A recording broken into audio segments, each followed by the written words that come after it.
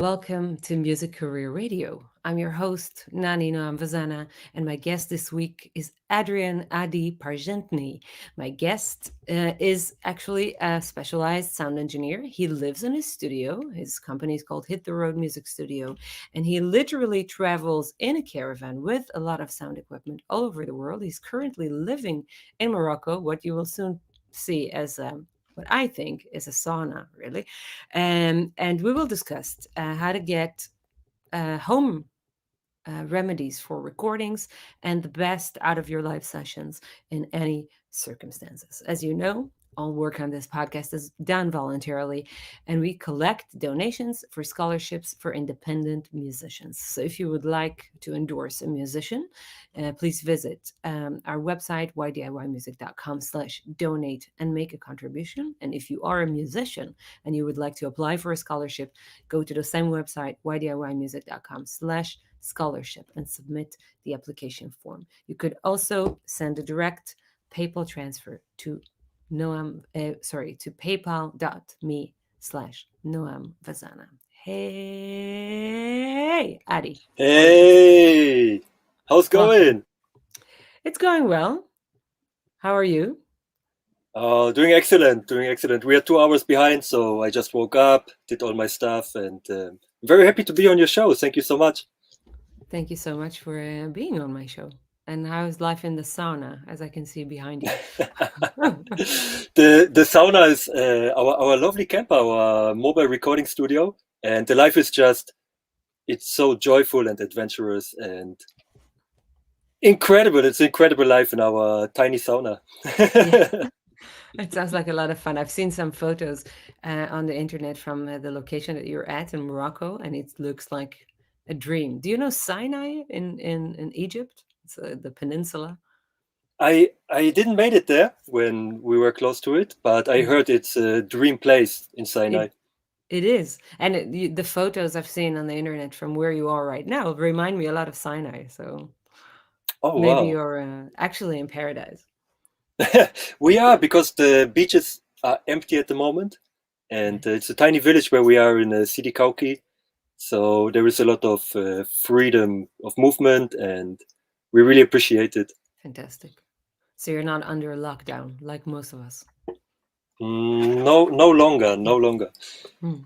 We are happy that we can still move and travel. Yeah. So to appreciate this moment, we try to record as many artists as possible and give our support back here.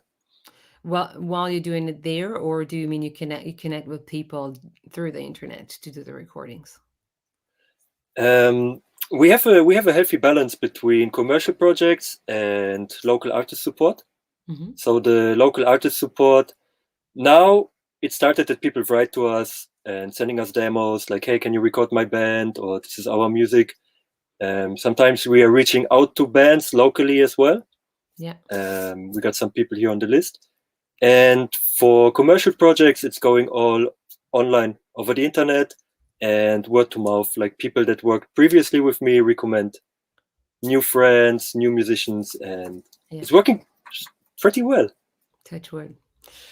It seems to me that, well, didn't have the opportunity to work with you live yet, but from what I've seen from your materials online, you put a lot of emotion in your work, and it seems to me that it's like your main goal is to bring out the artistic or the emotional point of view of the artist. So it's not so much mixing a template like I see with a lot of other sound engineers, but really focusing on what the needs are of the artist right now. And there's a lot of generosity both in your point of view and also in the way that you lend yourself to artistic projects. So, what inspired you to do that? Wow! At first, thank you so much for your kind words. This means a lot to me because this is what I live for. I think music is one of the most personal things that we can do as people. Mm. um, Especially you're a vocalist, and this can be very vulnerable, for example, to show the voice. So I feel it's important to build a creative space, artistic space, and to build a synergy with the artist to create together and realize the artistic musical vision. It's not about doing it my way or as it should be or as we hear it in the radio. Yeah. There are it's a thin line between the technical part to not kill the emotion, but the technical part is important as well. This is the stuff in the background that you don't see on Instagram that I will not share because um, yeah, it have to sound perfectly. It have to be competitive in the level, but it don't have to feel forced. Yes. And the motivation behind it is I'm a musician by myself since 20 years, and music was always my safe space. I started with the age of 11, and we played in bands, and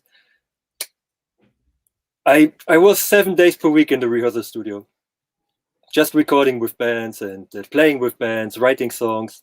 And now, since 2017, I'm an engineer, full-time Yeah. music producer, and I feel I can give something back from these times where I learned from the musicians, because it was always beautiful to create. Every day was new, and I want to keep this feeling. I think that's something that is missing in our industry a lot because people don't focus on the art factor anymore so much. They kind of focus on how can I get as many gigs and how can I make money from what I do, because the field has become so competitive and so oversaturated that you think, what can I do to stand out? And I see that with my colleagues if I visit a trade fair, for instance. So if in the past, let's say 15 years ago, people still took projects because they believed in the artist. Now they're only taking projects that have already made it. So if you already have 30,000 followers on social media, you will be taken to the roster. But if you have I don't know, 1,000 or 1,500 people that support you, even though they could be more engaged. By the way, doesn't matter much how large your following is, but how engaged your audience is. Um, Mm-hmm. so people tend to do the obvious. So people go for what will sell. I once saw a really nice interview with Frank Zappa when he was saying something. I don't remember the exact quote, but the general atmosphere was he said that in the past there was a bunch of fat people smoking cigars heading the cultural A&R departments at the the famous record labels, and they were like, look at your act, and they were like, "Ooh, I don't understand it, so why don't we give it a chance?"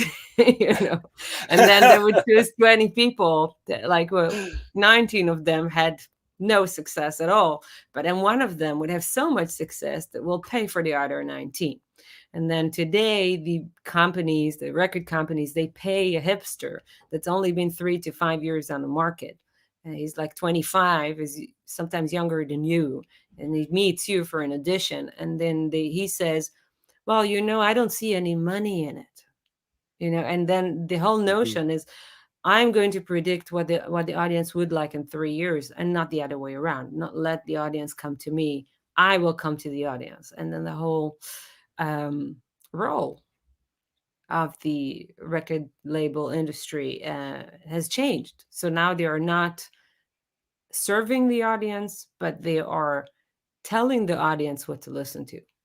And that's a very big difference. And you hear that also Mm-hmm. with mastering, for instance, because how we met is on social media and with the mastering thing. And well, I'll tell about that Mm-hmm. later. But if you hear records like famous records, they all sound the same and overpowered, and so much volume, and there's not a lot of room for dynamic anymore. So Yeah, yeah. that's true. Yeah, there is a big um, war with the loudness. This was earlier. Now they try to tame it with Spotify with a level of -40 in LUFS. It's like one of the Okay. loudness measurement systems. So songs that are louder than this -14 LUFS get turned Hmm. down in volume. It's made to get away a little bit from the loudness war and to kill Hmm. all the dynamics in the tracks. Yeah, I listened also to some old LPs that I listened to in the years 2000, and now I can hear all this over compression and squashing and how the cymbals are crisping out and not so full of life. The thing is, to find the balance between um,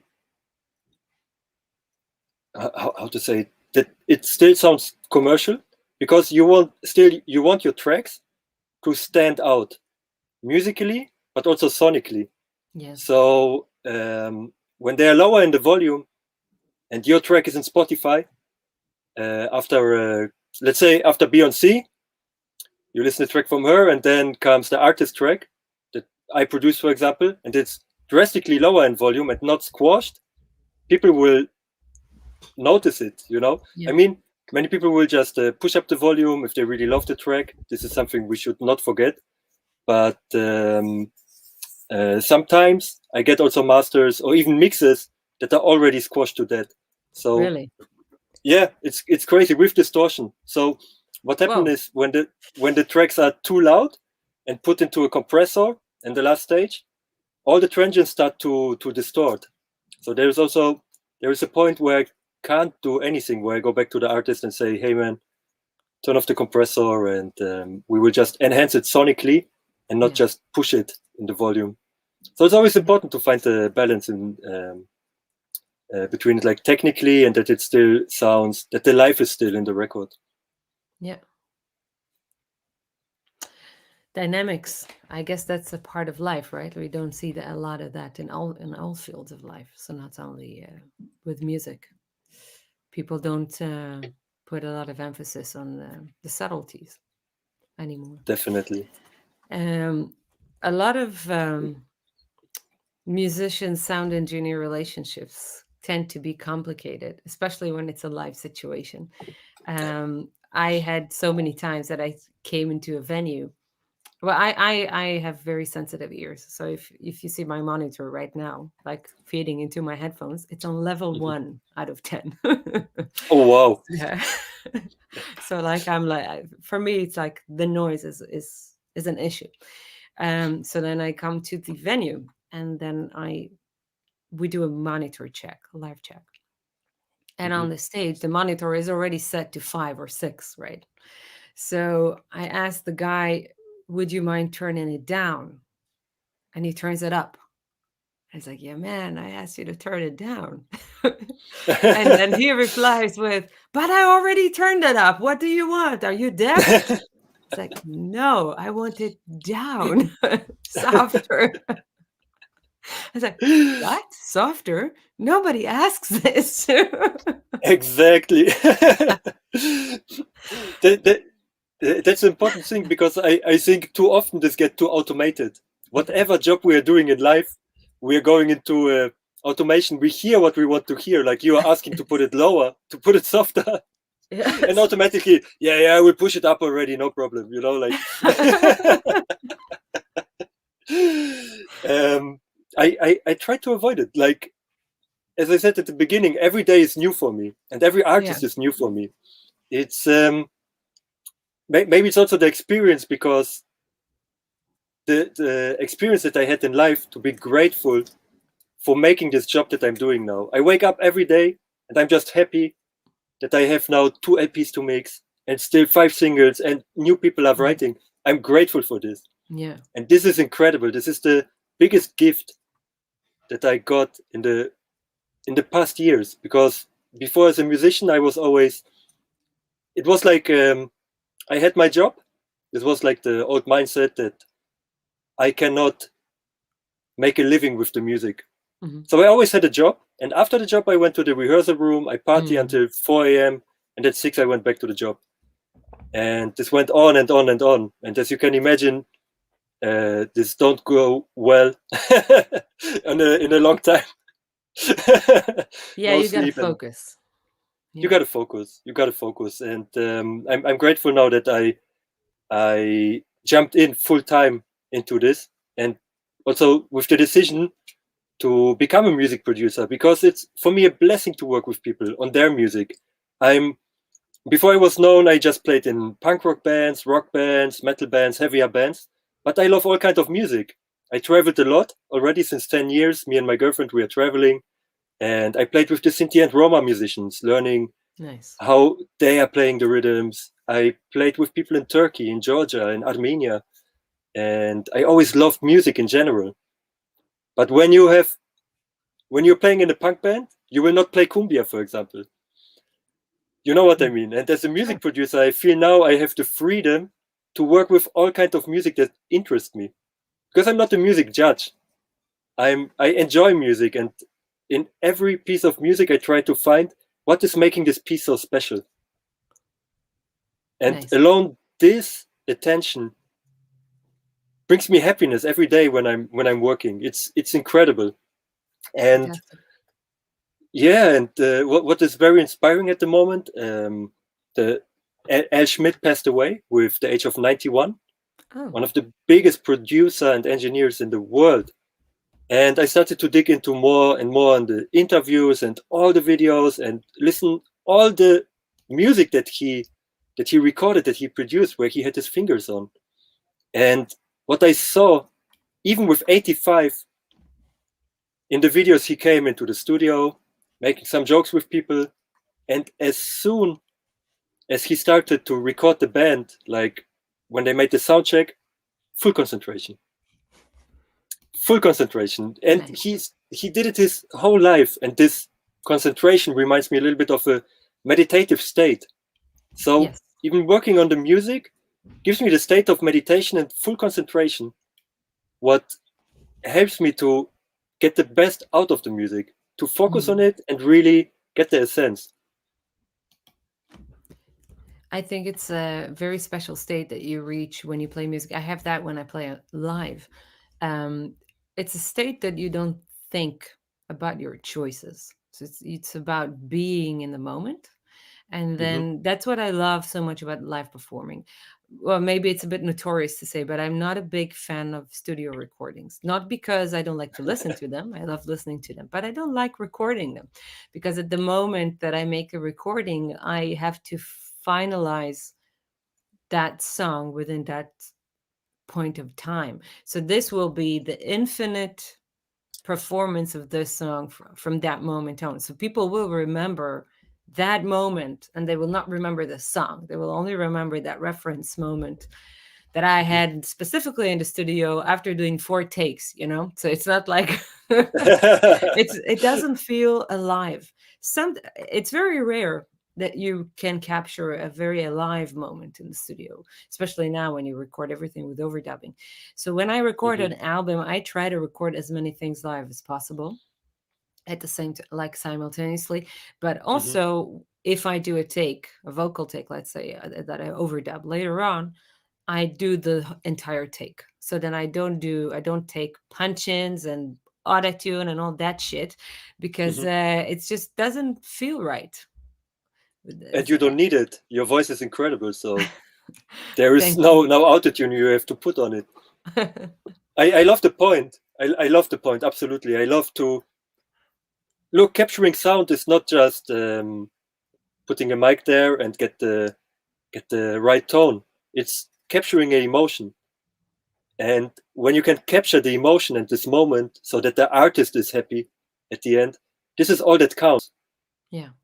So I agree with the overdubbing. I mean, every specific kind of music have different ways of production Yeah. and different requirements. But in your specific kind of music, when you can get lost with the band playing live in the studio and giving like a live performance, when this is captured, then I think you will be happy with your record as well. And Yeah. people as well. They can hear the feeling. This is the thing. This is the essential thing. We are, and I see it with engineers. We try to get the best and perfect sound, but sometimes technique and you have to use this equalizer because it has something here and there. Sometimes they get lost in finding the right equalizer instead of just boosting it and adding what is needed and just move on. Yeah. I find that difficult actually. Like if I mix my own song, I don't do a Hmm. lot of mixing. I'm not a pro, but like sometimes I record, for instance, a home video or a demo, or somebody commissions a song from me. You know that I write the song for them, so I have to record the guide or something like that. So that I record some things at home and I mix them. And many times I feel that I have to leave it and for, I don't know, for a few hours or a couple of days, don't listen to it anymore, so I can come back to it with fresh ears Hmm. afterwards, because it's already, I've heard it so many times. I i don't know what I can improve with it anymore, and then when I listen to it again 2 days later, oh, I notice, this has to be fixed. What's And your experience? that's the secret. You just told the secret to everybody. Take breaks. Take a step away and take a break. Yeah, Yes. because we go into this working mindset, and this working mindset can be, I have to work hard on something so that something good comes out. Yeah, yeah, We're just working and clicking, and what can I do here and there, and sitting the whole night, and it sounded great, and the next morning it sounds like trash. Oh my god, I will. And then you go through this up and down, up and down. yeah. And most important is just take a breath, take a break. If it's not moving on with the track, take a day break. Actually, I had this experience on Tuesday. I'm working currently with a band. It's a super interesting project, Sun Followers, they're called. Yeah. It's a collaboration between two Polish rapper and a Moroccan rapper. They're making an incredible album, and they asked me to produce the tracks as well. So they sent me the stamps, and I see if the structure is working and so on, how to Cool. spice it up. Yeah, I love it. Doing it the whole LP, and it's a lot of fun. It's a great process. But there is one track where I was stuck. Like, what can we do here? What can we do here? And again, I wasn't conscious. I was working until midnight, and the next day even until midnight. And Wednesday is now always my day off. It's like my holy day off. Whatever happens, I have one day off per week. I have And to I do didn't that. know what to do with the track. And yesterday I had the day off. I just went shopping along the coast, and then came like, and then, and maybe like, and the whole structure of the track Mhm. came into my mind. I wrote it down, and Yeah, today after the interview, I will just implement it. Just with the rest, everything yeah. will work out. We have like it's called the automatic success mechanism in our mind. Huh. I don't know if you heard about it. There is a No. book called Cybernetics. It's one of the oldest books about how we can achieve success with our mind. It's written in the 60s and still one of the best sellers. Wow. And it recommends to relax, to focus on your goal, like to imagine your goal, what you want to do, but not to stress about it.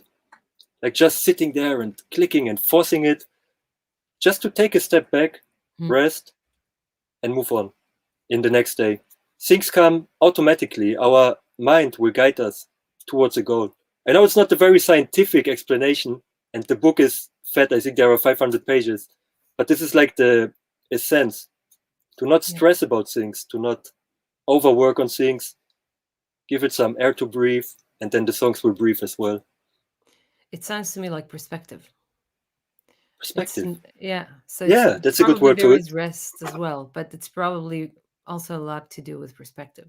Like you have to take your distance from something to be able to fully appreciate it. Like for instance, Hmm. I started my career as a classical trombone player, and I played with orchestras. And I remember that, when you reach a certain peak of your physical stamina with technique, it's very hard to break the next barrier. It's Hmm. like because you work really hard and you've already in top shape. So in order to break a record, you have to put in half a year. It's not, Hmm. you will not make this in 2 weeks. So I remember practicing and practicing and practicing and not managing at all, nothing, nada, garnished, zero. It was like for half a year, I was so frustrated. I stayed in the same level and I knew that I have to find a way to break through to the next stage. Didn't Hmm. happen. And then I took a 2-week vacation. I went to the desert and I did some hiking, and it was a lot of fun. And I didn't play for 2 weeks. Normally, when you don't play for 2 weeks, your mechanism, your body deteriorates. You have to kind of pick it up again. So then I Hmm. came into the practice room the first day after the vacation. And then I tried to play the really complex things that I've tried before. And in the first try, it worked. And I was like, damn, all I needed was a vacation. I was just trying to force it for half a year, but all I needed is a couple of days in the desert, and that's it, you know? I love the story. Yeah. That's the sense. I have the same with guitar playing. Currently, I got the book with Mexican classical pieces that I absolutely love, but I couldn't remember them because I'm also more in the laptop now, and I tried to force it again. Like, no, now just sit down for 2 hours and learn this part. Like, Yeah. and it didn't work. And then I didn't touch the piece for 2 days. Next day, I just take the guitar, no problem. It's our brain needs some rest as well. Yeah. And To I mean, process. to process it, to build the connections, to combine the neurons, and to build this bridge, and also the relaxed mind really helps. I Yeah. mean, also with the just short with the mixing, it came now. When you're sitting long time and try to mix your tracks and make them perfect, your ears fatigue. That's why it's Yes. important to make a break like every hour or every 2 hours, like for 5 minutes, make some stretching, go out, and go back with fresh ears to the track. Yeah. Ear fatigue, it's very true. I feel it. I also don't like Mm. wearing headphones. Like when I wear headphones, like I feel that the fatigue is coming quicker also. Yeah, Yeah. I think you have closed headphones as well, yeah? No, Because they're open. they're open. They're Okay. open. Yeah. Ah. But yeah, I wouldn't be able to work with closed headphones. It's too much. Yeah. Also, when I record, I wanna hear the room. I wanna hear myself, and I also Mhm. sometimes take half an ear out or something. Yeah, Oh yeah, very that's often. perfect. So you can hear the pitch better, and Yeah, uh, man, pitch. Oh God, it's like if you get any track that exists on the market today, and mhm, you work with the singers to sing it in perfect pitch, not with autotune, the real deal. mhm. It will sound so much better. It's just because it's in pitch. No, I'm not a pitch freak. I don't have Mhm, like perfect pitch or something, but when the intonation is correct, and sometimes the intonation is correct the way it used to be in the Middle Ages, like before we had the well-tempered clavier. mhm. Sometimes the intonation has to be like 3 cents lower or 3 cents higher, but Yes, you have to really feel when it's needed and then play along with it, and then the track sounds amazing. It's like then anything it's sounds amazing. Yeah. you say a perfect point because I saw during the journey that people don't prepare for the studio. Oh They think they God. can rehearse at home and da da da da da da da da da. Yeah, I know the track. Let's go to the pub for the next 2 days, and then let's go to the studio. And No. then always the often the stress happen in between the bands. Like what? You're playing this since years?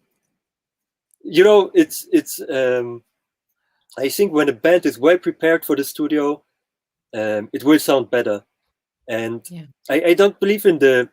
I mean, there is a lot of stuff I have to fix in the mix, especially with the artist support program, because we are working with new artists that don't have the studio experience. So they don't come prepared, though. I give them always advice like 2 weeks before. Make sure you can play the track. Even when you wake up at 3 a.m., that you take the guitar and you know your parts, even if you Yes. don't hear the vocals and things like this. This is how we did it also earlier, and it just sounds better instead of later getting two acoustic guitar tracks and then cutting that they are right in the rhythm and editing it and so on. What a nightmare. Um, yeah, nightmare. I'm still grateful that I do this instead of other jobs, but Yeah, well, editing for me whatever is is required. I don't like it. I mean, like Yeah, if I have to do it, I'll do it, but I don't mhm. like doing it. That's why you're a musician and I'm engineer, Yes. because I still love to do it when people send me the tracks and they say, hey, can you mix it, and I see there is some timing issues. I'm just cutting it, editing it, putting it all together.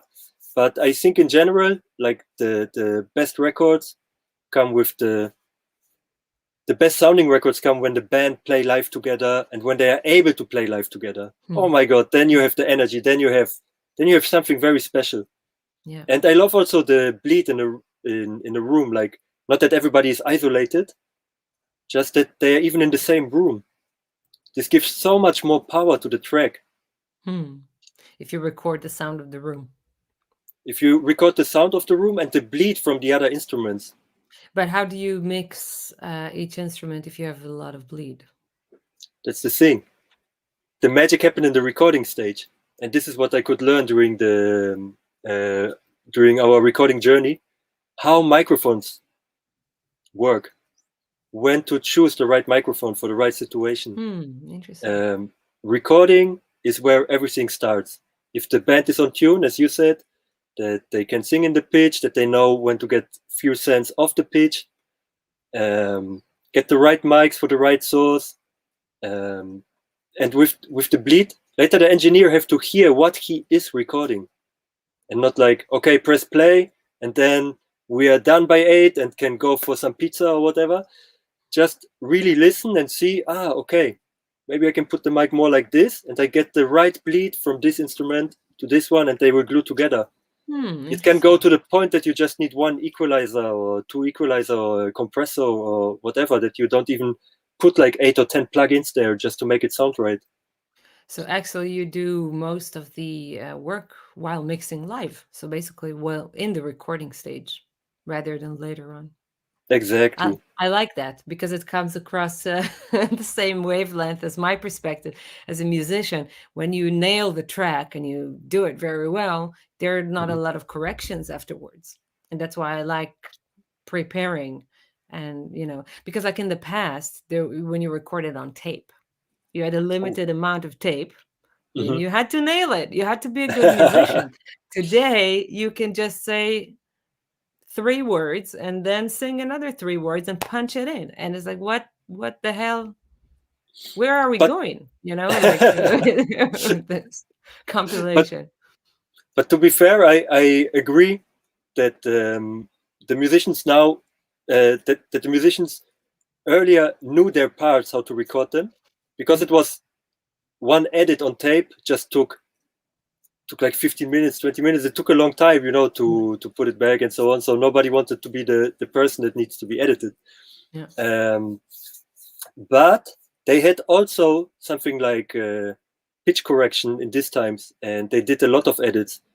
Many people are complaining about projects that we have now an unlimited amount of tracks. So sometimes you get the project with 120 tracks, but Queen, Bohemian Rhapsody, had 128 tracks on tape.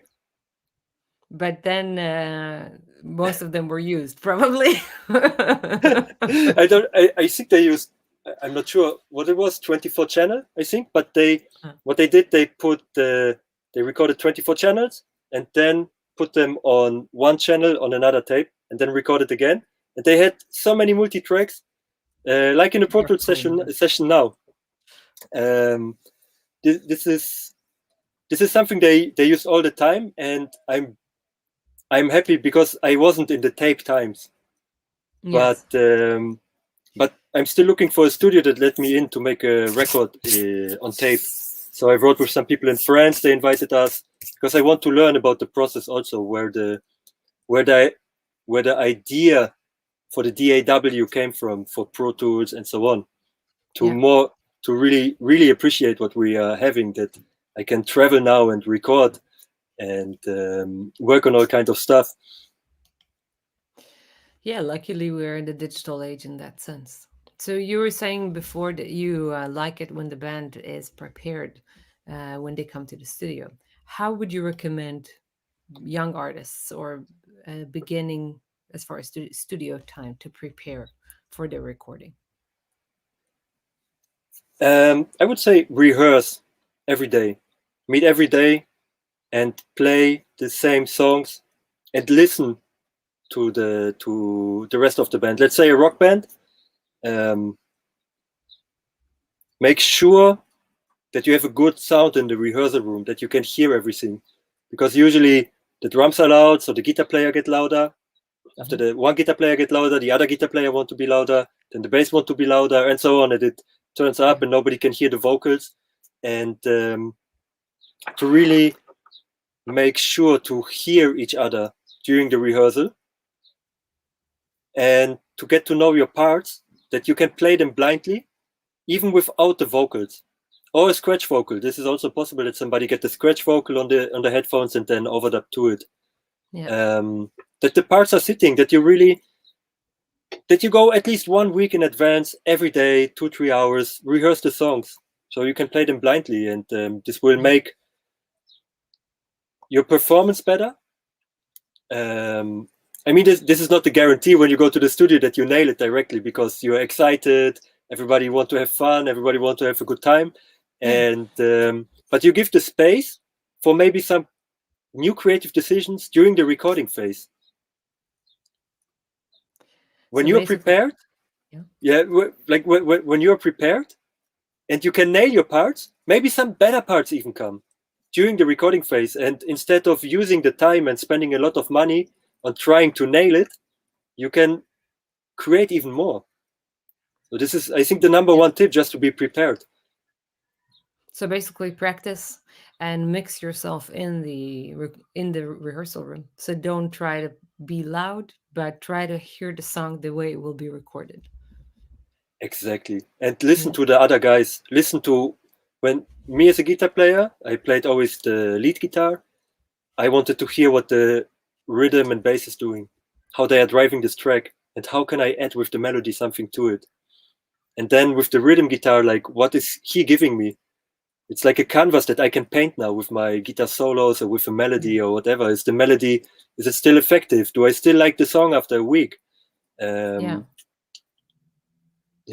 And how to give space for the vocals. This is also important. Like, how can I emphasize the words of the vocals? Maybe here I can just put the small and make it a little bit louder, like when you can hear yourself, when you can hear each other in the rehearsal room, really the magic of the music comes alive.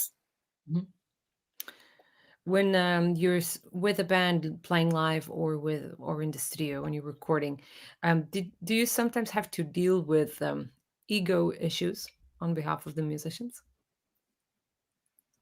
Did I had?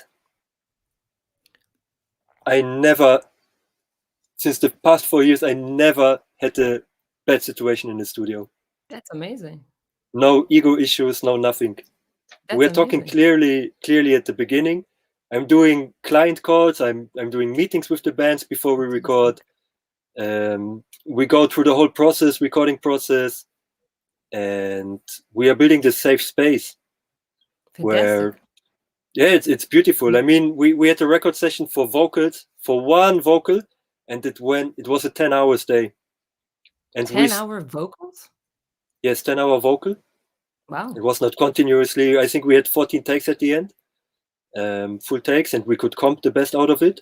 But we instead of, I talked with other engineers and they're like, oh, 10 hours vocals, I was so fascinated because I learned more about vocals. Yeah. I could just concentrate on it and write down with one with singer, the same singer. That's insane. That's insane. And I thought, this is the situation where I can learn from a great vocalist what a great vocal performance is. Where are the tiny differences? Yeah. And this is important, to give the space. Sure.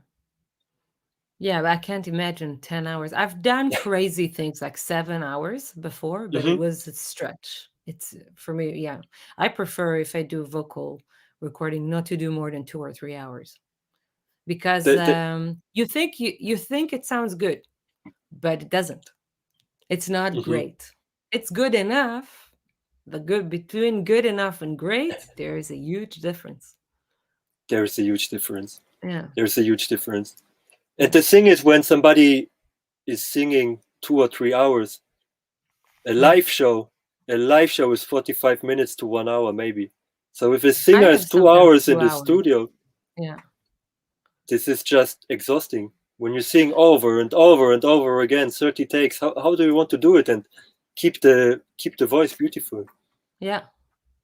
And also because the monitoring alters the way you hear yourself.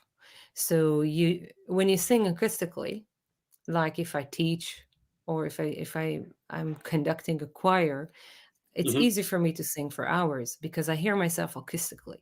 But when I hear myself with headphones and with the other instruments and playback, or perhaps with other live instruments in the room, it alters the sonic way that I listen to myself. And then I start singing in ways that are different. And then you overexert yourself sometimes if it's too loud. There's a Mhm. lot of there's a lot of issues, I think, that can happen in the studio or in a live performance, especially if you are performing with a new band or with an unfamiliar sound engineer or in a Mhm. church. Sometimes, like you play, we had to play with our trio a few times in churches, and then Mhm. putting drums or percussion in a church is very challenging. It's not like putting a choir in or a piano. When you hear all the returns, it could be challenging. Definitely, Yeah. definitely. Yeah. But I guess the ego situations happen mainly on stage rather than the studio. I don't know. Like, I tour a lot, so I get to Mhm. new places, and also not only did I work with sound engineers on location, so every time it's a different sound engineer in a different continent.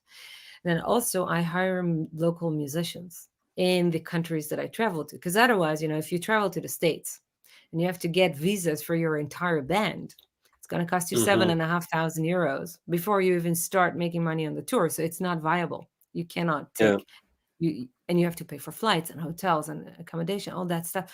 It doesn't work. So I just hire new musicians on the spot. Then I just come in on the day of the concert.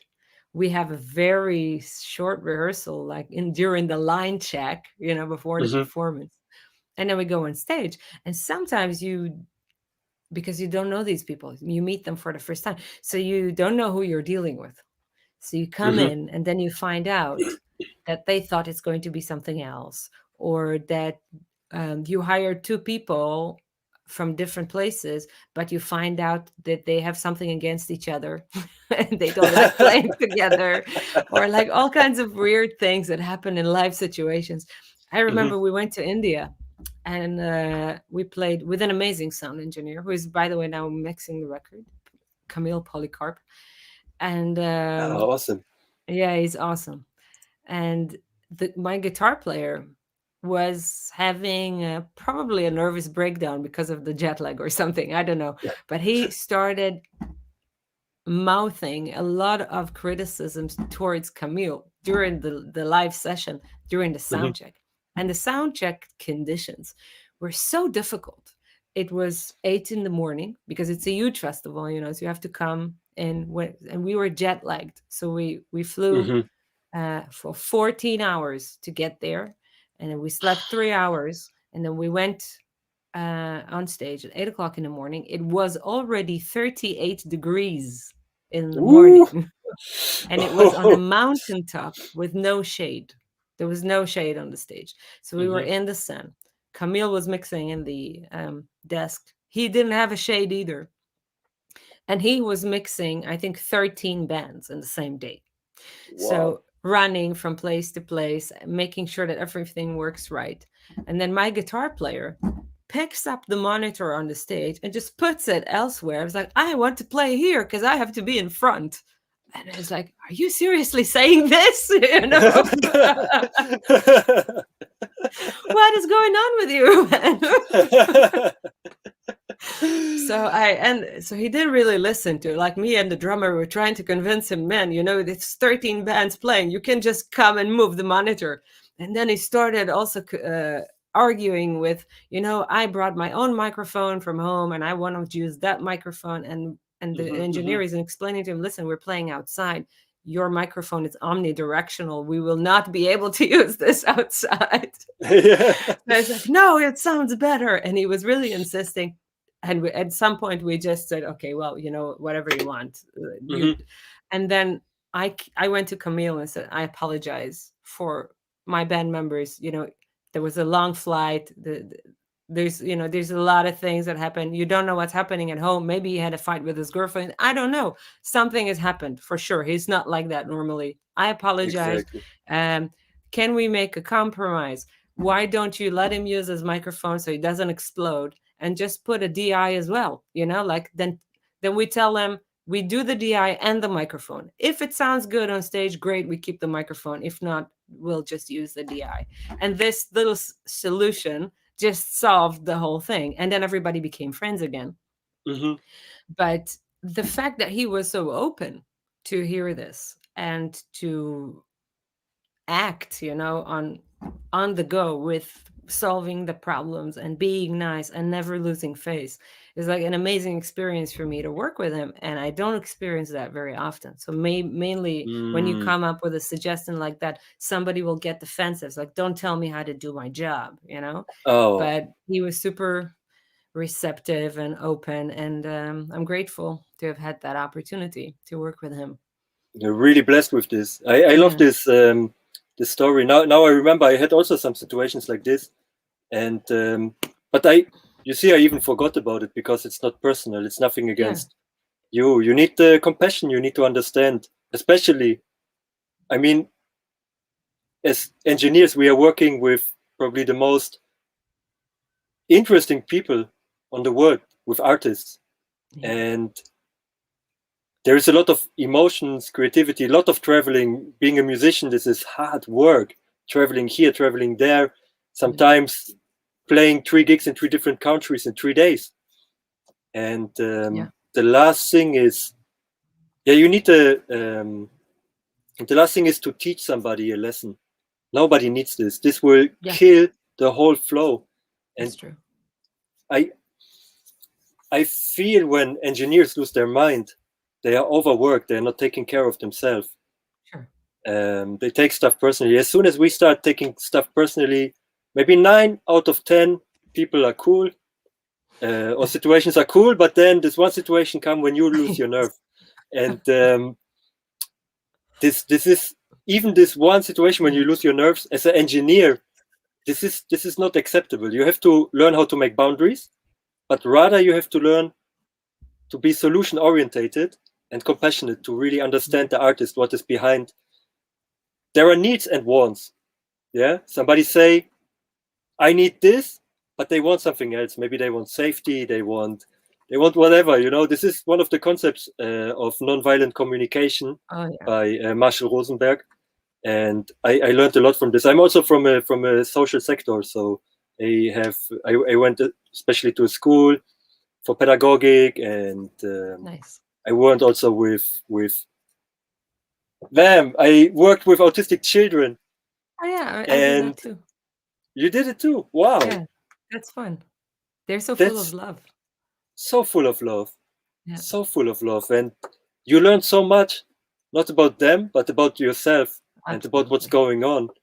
And I think people just want love. They just want some attention. Like the guitar player, what you said, traveling 14 hours, going to 38 degrees. Oh my god! I mean, we Yeah, recorded in the desert by 50 degrees, and I was yes. grumpy too. I was grumpy. Everybody was grumpy because it was so hot. You're like, Yeah. but not like with sharp words or whatever. But I was like, okay, let's slow movements, really thinking what I'm saying, and like, okay, I pressed the play button. I hope you're prepared because it was with one of the bands that are also, they are like improvising also. Like at first we made the gig with Dara Tribes. They are super prepared. They come, they nail everything they want to nail. But then the next day came the younger band, and Yeah. often they're just jamming. They don't know, and we have to redo the takes and so on. They're like, okay, please concentrate. I press play now. It will be awesome. And like, You get and stoned from the everybody heat. super, everybody was just chilling. Everybody Yeah. was just chilling, super, super relaxed, laid back. And uh, I think that's the most important, like to keep the atmosphere, keep it up, try to understand the people. And I'm also not the focus as an engineer. It's the artist.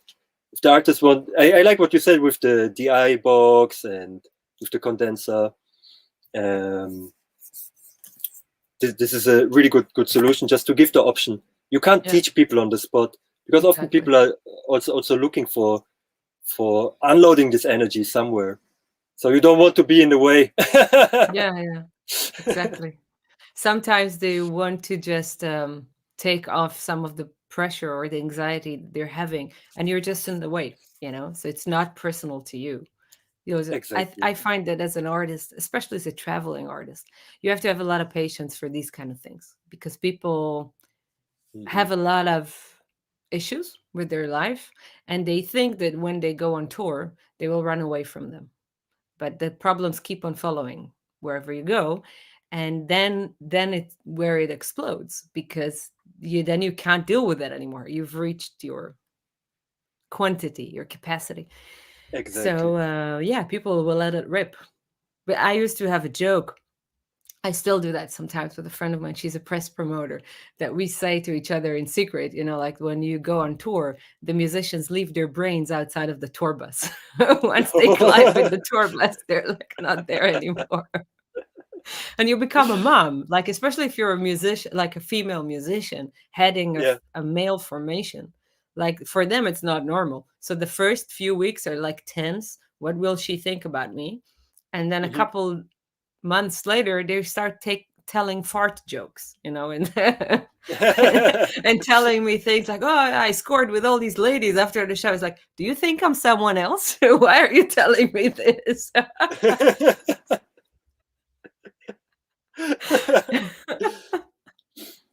Wow, that's interesting. I Yeah. I like it to leave the brain outside. I remember the last gig before we moved into this camping car. Oh my god, we played on a it was like a festival in Poland. Um, we went to the this was my last day from my full-time job, and then exactly the next day played my favorite band, Tinariwen, from it's a Tuareg band from Nice. Mali since the 90s.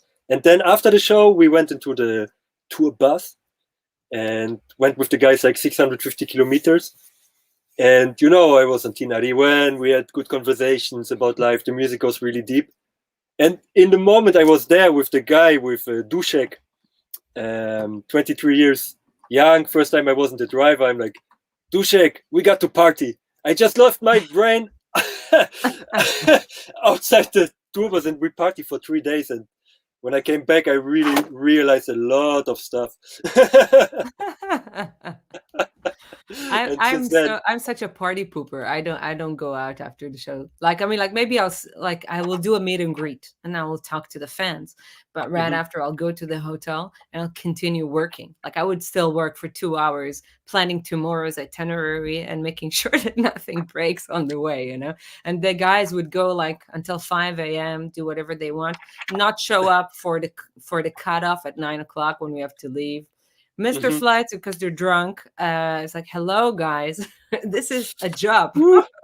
Yeah. Wow. No, Yeah. I'm happy I weren't at this point. Yeah. And after this show, after these 3 days, I said, "That's it. I don't drink anymore. That's it. Over, over." And now also after we record, yeah, maybe I'm at the after party, but just short. I'm going back, take some time with my girlfriend, or Yeah. just relax or learn something. There's I got addicted to Skillshare and all kinds of forums, Promix Academy, and just learning more. It's beautiful. It gives me the kick. Sounds good. Better than Yeah, getting wasted on beer yeah. or rakia. Oh, rakia! Oh my God, the rakia! I spent 1 year in the Balkans. Ooh, dancing on the tables. This was. So you've had your share of rakia already. I had my share of rakia. Yeah. Ooh. um, I wanted to ask you about your coolness. So like you're so collected, like you look, if I look at you from the first glance, right? Don't I hope you're not insulted by what I'm going to say now. So you look like this chilled out hippie like this always sees the good with people. And which is I love hippies. My boyfriend is a well, husband is a hippie. but I'm not saying that in a bad way. An amazing trait because you guys can make peace everywhere you go. So how do you keep so cool and collected? Like what would be your tip for musicians that are struggling, especially now, in downtimes with corona and everything? We don't have shows, we don't have a way to take out all our pent up energy that is building up. You don't go on Mhm, tour, you don't practice your art, you don't meet the audience. Your music is already a lonely profession. You're sitting at home rehearsing. On tour it comes real. Now the tour factor is gone. So mhm. there's no perspective anymore. It's like you're just alone in your room and your songs. How do you keep yourself cool, motivated, and just chilled, relaxed about what's accepting what's coming and slowly tackling your tasks or whatever you need to do to go on? What's your tip for musicians in that regard? I really like the question. Um, it was a long process. I come from the punk rock field. I had a lot of energy. I still have a lot of energy. Yeah. Um, I just handle it differently, and I took the lockdown as a wake up call for myself. So what brought me at first into the situation was a burnout. It was a There you burnout before. there There you you go. go. I had two jobs. I was working during the day. I had the 10-hour shifts, and Yeah. at night I was a music producer, Yeah. starting my way. Yeah. Um, so I was still working a lot, and I was working my whole life all the time. I didn't give myself a break because I thought I don't deserve it. Ah. And Yeah.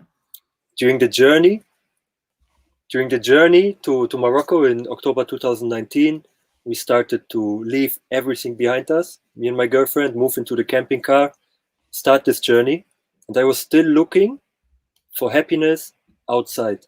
When I do this and this, I will be Yeah. happy. When I do this and that, I will be happy. It's And That's what we do. yeah, Our focus is on the outside.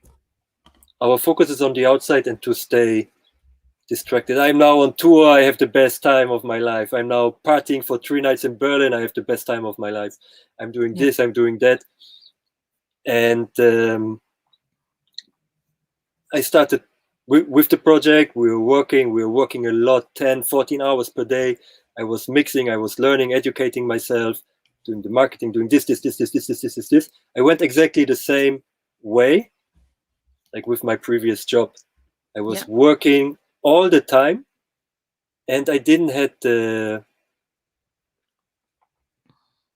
Well, we had actually a good outcome. I'm not too hard on myself. We have now Mhm. 10,000 followers on YouTube and so on. It all worked. Everything worked fine. But when the lockdown came, we couldn't travel anymore and we couldn't meet with people. And this was the essence of our studio. Yeah. And this was my wake up call. My girlfriend started already with meditation apps. We started with yoga. I have the yoga book with me since 10 years. Never looked inside it, and we used the time to do something new, something different. Yeah. I stopped drinking coffee because I was drinking 6, 7 coffees per day, I don't and drink coffee. no, Mm. never drink, or you stopped also. I stopped when I was 21. Ah, It's a long okay. time ago. Oh, I also did congratulations. like six or 7 cups a day, but that's it. Not since then. Wow. Yeah. So I go back after to your question because I think this is very important. Happiness and sadness are the same mechanism. I agree. They are the same mechanism. Pessimist, optimist, same mechanism. If I say I can't do something, I will not be able to do it. If I say I can do something, I will be able to do it. It's the True. same mechanism in our brain. And I just had to cool down myself during the lockdown, focus on what I want to do in my life. This is one thing that helped me to make a goal. Because how you want to know what you want to be if you don't know what you want to be? How do you want you will just run here a little bit and see, oh, there's something going on. I go there, I want to do this. And then, oh, Yeah. I want this maybe. And this is what I did. Hey, maybe doing this, maybe doing that. And I was working and reading and researching and so on. And I still didn't took a break. So I started with yoga every day. I stopped drinking coffee and I started to resolve issues from the past I never wanted to resolve. Things Yeah. came up and this gave me inner peace. I could peacefully detach from old happenings and find what is blocking me to become the person I want to be. Fantastic. And yeah, this was It's real incredible. It important. was two times yoga per day, mixing, connecting with people, focusing, making goals. And one of the issues was because you said like, yeah, hippie, laid out, chilled out, and so on. I want to tell you, I don't smoke anymore. Also, so there's no weed involved. It's all inside, high Yeah. on my own supply. And Do you know that song? no, I Please don't know the song. fly on your own supply. No, I don't know it. I don't know the track. I will check it out. But I heard it from what's the? Oh no, I forgot his name. The Iceman, um, from Netherlands. Wim Hof. I saw an interview with him, and yeah, it was super interesting. It was an interesting process, and Yeah. happiness have to be learned every day. So in the Something you morning, I'm make, I this. think. What? I think it's something you make. It's not something you earn or is given to you. Happiness is You something you make. think? Yeah. Yes, exactly. It's something you make. You make happiness, Yeah. and we started in the morning. We watch. I love Sadhguru. He have incredible talks, and I love to listen to these words. Listening to reading books. I read 4 books per month now, and That's lucky, yeah. yeah, that's lucky. I mean, I wanted to do it always. So how do I tackle this? I just I started to used to. learn. I used to read books. This is my current one, but it's like yeah. But I don't get very forward with it, like I Really? don't give myself a lot of time off. Maybe that's something I need to learn. But in the past I used to read a lot. Now it's like 4 pages per week. I had this also. I read 1 book per year, probably Yeah. when it comes up. And now I just wake up. I read Yeah. 30 minutes, 1 hour. And the first thing I read was the book Limitless from Jim Quick. And there you learn how to speed read and how you learn to learn. So um, what I do is always value based. My life, my daily plan is now value based, not more emotionally based. And this keeps me calm. Additionally, compassion, lot of love to people, patience. I hear from so many musicians that I'm the most patient person they ever met. Yeah, there you go. You look like it. You exude that atmosphere. That's so true because look, life is short. We are, and this is what Sadhguru says, we are like a pop-up in the internet. It comes, you click, and it's gone. Yeah. For what we see, how long the world exists, and for how long we are here, maybe 80, 90, 100 years, it's super short. Why should It's I very stress? long. I It, disagree. For me, it's super long. Like I was thinking about it just the other day. I'm 38 now. So I Mhm. have at least 40 years to go. And I haven't even reached half of my life yet. It's already been very long. I've had so many experiences. I've met so Oh my many God. people. I've been to so many places. I'm like, yeah, man, this is already enough for 3 lifetimes. So how am I gonna tackle the next 40 years? That's a lot. It just moves on. And Yeah, I love it because I can relate to you. You know, we started to talk, and I think we had the chat for 2 hours. Should be a 15 yeah, minute chat because we have so much to share. So much things happened, and it's just the beginning. Every yeah, day I wake up, I say, "This is a new day. This is just the beginning. yeah, This is just a new way of this." I mean, I have one more thingy. What I do, it's an exercise. I hired a business coach. This was something I felt uncomfortable with. yeah, This is why I made this hippie project: travel, record bands for free, hang out with them in the desert. This is something you can't buy. For example, we recorded bands in the desert, made yeah. 2 music videos, and Yeah. hang out with them for 2-3 months there. Yeah. And this relaxed me also. This is just the experience Sure. of life.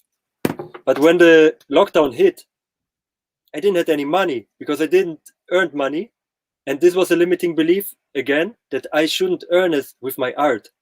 This is something Oh that yeah. many of us as musicians get from the society, like you are selling yourself, especially in the rocks, in the rock genre and punk rock and hip hop or whatever. Artists get the idea that the artist have to suffer for his art. Beethoven. Beethoven, and that they shouldn't get paid, and that the tour have to be Yeah. in shitty venues, and I don't know, all the horror stories Yeah.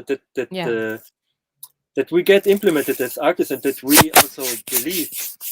But behind it is our fear, because we accept this belief.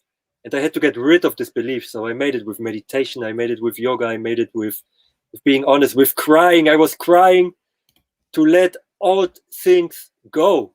Crying Let is them good. go. Crying is good.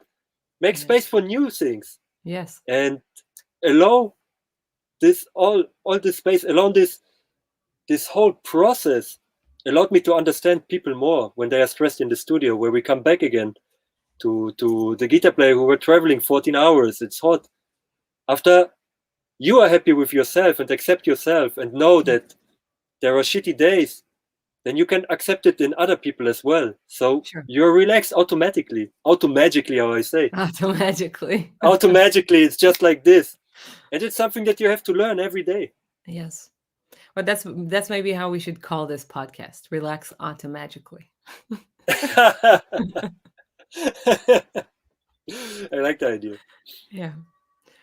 One last question before we go on to the fun part of the interview. Woo. Yeah, there's a fun part. You are now producing a song that is in 3 languages. Oh yeah. Oh. Oh yeah. And I heard there was a furor around it because people were afraid of the commentary that they might get if they Mhm. released it. Do you want to share something about that song? I would love share something about the whole experience in general. So I wrote the track, I wrote the lyrics and the music, the basic music, Yeah. and sent it to different artists in Morocco. And the idea was to drive to the desert, record the first verse, first chorus, first guitar solo in Arabic, and then drive to the ocean of Morocco with another band, Zigwer Band. So to get their style of this track, translate the lyrics in the language of Tamazir, and then we recorded with Lala Tama, and she was singing in Hebrew, and we recorded with many bands to it. And at the end, I just had to cut the parts so it don't sound like a medley of different music, just to make it sound like a track. And it's interesting because this project was never the idea of the project was in 2018 drive, record with bands, have a good time, and share peace and love with the people. And one of the first bands we recorded was Andalicious from Jerusalem. They came and recorded in Morocco with the song La Yahut and Muslimin, what is a song about the coexistence between Jews and Muslims. And for me, I see people as people. I don't care where the heck you come from. It doesn't matter where you come from. It just matters who you are. So things like this, they are not the issue for me, but some people were concerned. And I get a lot of comments, different comments on those videos that I especially record, for example, in Arabic countries with Jewish people, and it's an interesting process because there I could learn again to see what is going on in people's mind, and but I do it anyway. You can do what you want. I'm here to record and because music is the universal language, and there are no restrictions for me. And I agree. the lyrics, the song is called "We Are One." It's out now, currently on YouTube. I will put it on Spotify as well. So I'm currently planning to put all the songs that we recorded that are not on Spotify, to put them on our Spotify account and make a full playlist with all the tracks so people can enjoy the music from home. in an easier way. But um, let's say it like this: I don't jump into political political stuff. I don't take any sides. Like it Yeah, have to be sure. like this and like that. I just enjoy music. It's my way. Music is my way to show that we're all the same. That we should just live together and have a good time. Because I agree with I you. this is beautiful, and I think most of the people agree. And Yes. I yeah, think mainly the problems are with the higher windows, so not with us common people. exactly, Yeah. exactly. And we had interesting experiences because we traveled with Lala Tamal for 3 months, and we recorded with the biggest artist in Morocco and with her. And we were invited to Jibara. He's the rock star from Morocco. We were hosted for three days with him, and there came also the conversation. Like she have also Moroccan grandparents. I think her grandma is from Ait Ben Haidou, Uh-huh. and she came back to learn more about the roots, about the music, and there were no issues at all. Everybody said you're welcome, especially in Morocco. The Jews have such a deep root here. Like wherever we go into antique shops, there you see the David Star. You see all this. There was an exchange of knowledge, and this is what connects people, and this Mm, is what should reconnect us as people. That we exchange knowledge from our differences. Our differences are our strength. I agree. It should be celebrated rather than set us apart. Yeah. Exactly, and this is what the project is about. Yeah. Nice. So we'll put the link in the description below so you can check it out, the Thank you so viewers. much. Yeah. There will be also a documentary soon and a mix breakdown. People can download the track, mix it for their own, and we're planning also a mixing challenge with our partner, Produce Like a Pro. So it's getting That sounds exciting. like fun mixing challenge. Yeah. Yeah. Maybe I'll try to Yes, you're welcome. get my logic skills up to scale. This will be rather a remix challenge, so you can add whatever you want to the track. Ah, fun. All Mhm. right, I'll check it out. So now we're on the fun part, and it's 10 questions that I borrowed from Bernard Pivot. And you're supposed to react with the first thing that comes to mind. But don't worry, I'm flexible. You can have two answers. All right. I'm a Gemini, so two answers is So always you good. can your default is two answers then. Okay, so what is your favorite word? Party. What is your least favorite word? Hate. Hmm. Yeah, I could say that too. What turns you on creatively, spiritually, or emotionally? Love. What turns you off? Overthinking. I could think about that for a while. um, that should be juicy. What's your favorite curse word? Fuck. Yeah, nothing in Polish? No, no. No? No, not really. Not the kurwa. Well, and we No, have I still, I what? love I love the word fuck because it's in all the records that I shouldn't listen as a child, and it's got the strong meaning always when it's 11 years old, like what we hear Blink 182 live or whatever, and then fuck and like, so it stayed in the. So it actually represents freedom for you. It's freedom of speech. I stopped to curse more and more, but I love when people curse. I just watched a comedian yesterday, and I just love it when they use it in the right way. Also in Polish, yeah, Yeah.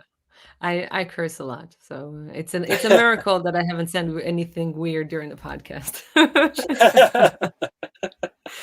yeah. What sound or noise do you love?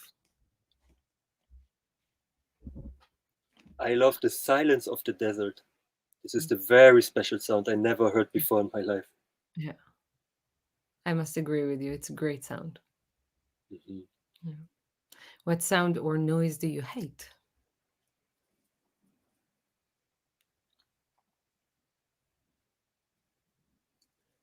Untuned breast sections.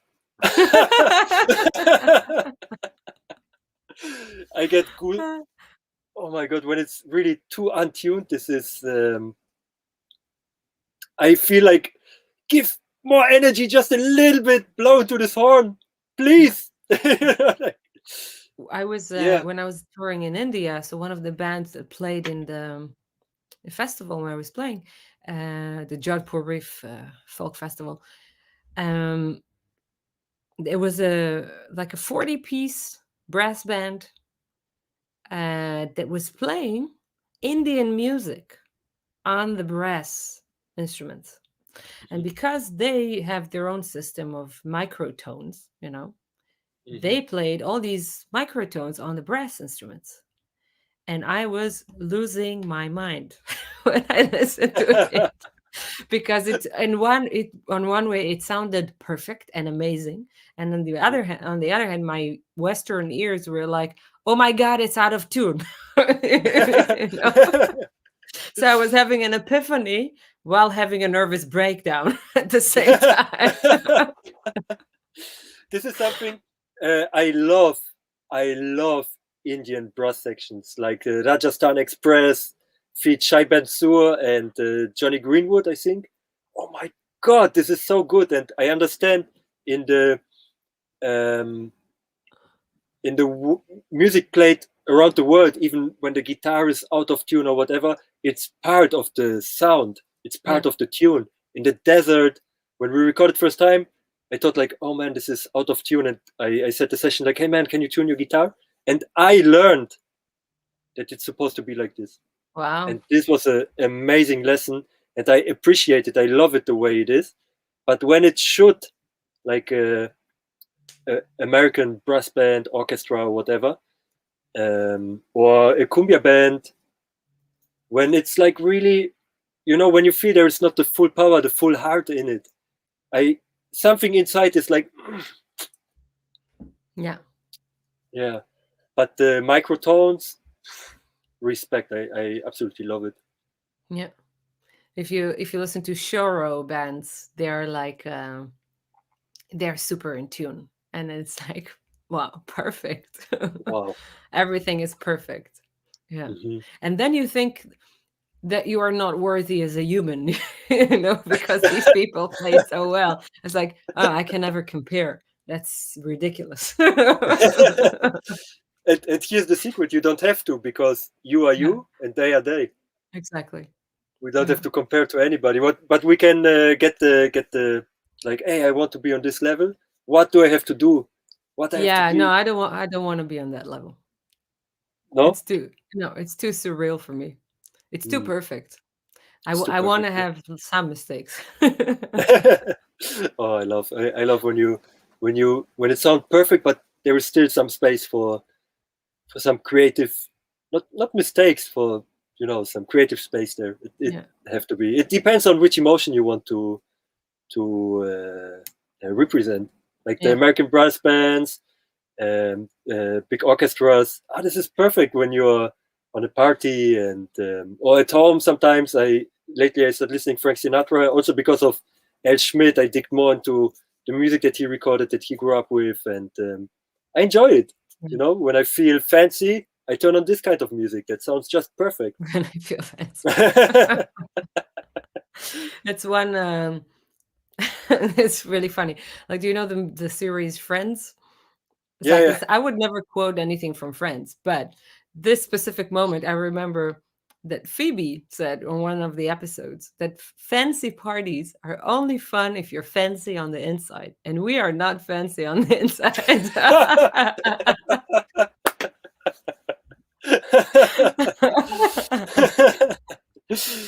Great Oh, script. I love this one. This is amazing. Yes. Yeah. What profession other than your own would you like to attempt?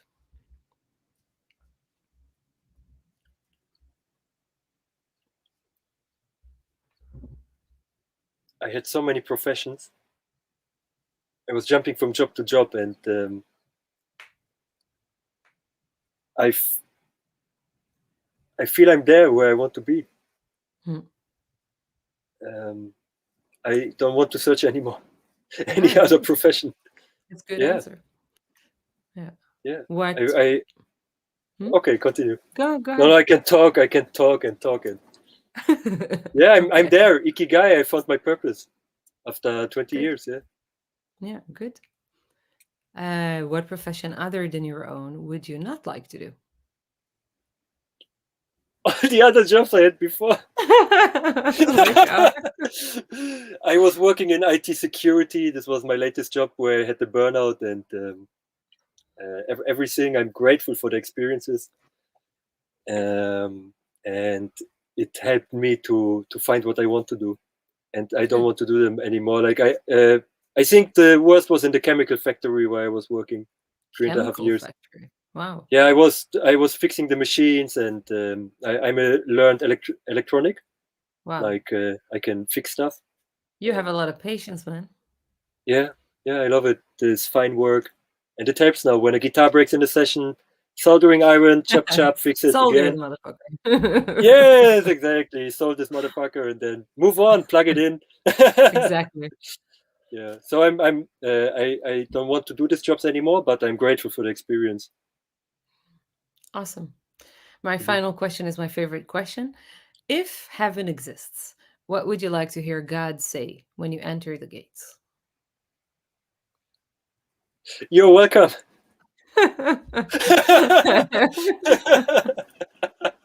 In the sense of you saying thanks and he says you're welcome, or this is welcome.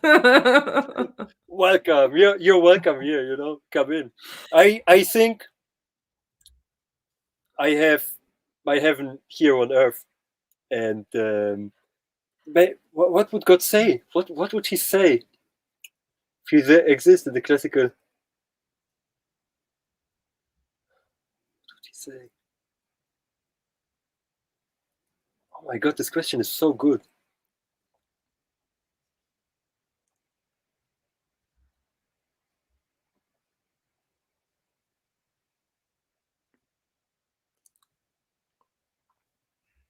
Relax. You can do what you want. Yeah, that sounds fun. One of my interviewees, Suna Gunlugs, she's a piano player from Iceland. She Mhm. said, "Which jam room would you like to go to?" Here's Miles Davis. Here's Bill Evans. Who would you like to jam with? I really like that answer. I love it. I was thinking, actually, I was thinking directly like Lemmy is there from Motorhead. Lemmy is chilling there. You Yeah, can go go over. go Go. chill with them. Yalla. Yalla. They were waiting for you. Exactly. Yalla. All your friends are Yalla. here. Here's the rakia. Start partying. Yeah. Thanks for being such an awesome guest. It's been Thank you fun for to being talk to such you. an awesome host with incredible questions. Thanks. It's a pleasure. And thanks for supporting my new album, by the way. That's another thing. Adi here is doing the mastering for my upcoming record. So pledged for my crowdfunding. This is totally appreciated. So thank you very much for doing that. I love Is what it you're doing, and namaste? it's namaste, namaskaram. No, I'm absolutely stunned. I'm so happy to do this, and this is something what I do as well. To go through Instagram and see if people need help with my services, where I can help even for free. So Mm. if I send you a message into your inbox and say, "Hey, I can make you a track," it comes from my heart. I mean it, and I saw because It's not a you scam. it's not a scam. I love your music, and I would love to work with you. And often I see when people need help, I can see how I have time in my schedule if I can do it. And when I can do it, I thought with your album, I said, yes, I can do the mastering. This is no problem at all, because you were looking to realize a very beautiful project, very unique project with your Ladino album. And there are two ways. This is something that I learned about money. So what I want to share with many artists. Money is just an exchange thing for work. So it don't have to be money. Money itself don't have a value. It's a imagination. It's true. It's just a currency. It's just a currency. It's a piece of paper, but we give the value to it, and we get the service for it. But we can also give the service directly to it. I make now an album for half price, but for the other thing, I become a sponsor of a festival, but have the same value for me. Mm. And it don't have to be money all the time. So I couldn't send you money for your project, but I could give you my service, and this is why I wrote you and Yeah. thought maybe here I can help, because it's a very interesting and beautiful project. Also, the way how you are leading this, how you are sharing it on social media, you do great work, and Thank you. this needs support. Yeah. Thank you so much. I appreciate it. And I'll see you very soon. Come to visit Yes. when the sky opens. Yeah. Probably next month we have to leave the country. Uh, Yeah? because we are here without a visa, because the ferry Uh-oh. don't drive. Don't listen to this podcast, please. But we sorted it out now. We put the papers for prolongation, and Yeah. then we will be able to cross. It was just because everybody was confused during these times. Nobody knows what the heck is going on. Yeah, that's true. So we just went with the flow, without stressing, without. We just enjoyed this time, learned about ourselves, and yeah, took this opportunity. And now we just sort out the paper stuff and come to continue with this journey. We will go to Armenia and want to record more in museums. I want to combine more art and music. Oh, that's interesting because I have this project that I'm now going to do with the Natural History Museum. I made an audiovisual installation comparing the skeletons of old animals, so like for instance whales and Mhm. dinosaurs, to the skeletons of instruments. Wow, So that's yeah, I would love to see it. Anyway, yeah, I never been to Amsterdam, so it's time to visit, I think. yeah, And definitely we can do something there, make a live session yeah. for the It's called To project the or whatever. Bone. So To the bone. yes, I love it. yes. Yeah. Well, then we'll talk about To the Bone after the podcast ends. And thanks again for sharing your knowledge and giving some tips for musicians in need here on YDIY Music. So Mm. I'll bid you farewell for now, but I'll see you very soon. Stay awesome. Thank you so much. Stay awesome. And you too. Have a All right. fantastic day. See you soon. Thank you. You too. Ciao. Thank you so much for joining us today on YDIY Music. As you know, we offer scholarships for independent musicians for our music course. So if you want to register, go to ydiymusic.com/scholarship and submit your application form. If you would like to donate to endorse a musician or to support this podcast, you could visit ydiymusic.com/donate or send a direct PayPal transfer to paypal.me/Noam Vazana.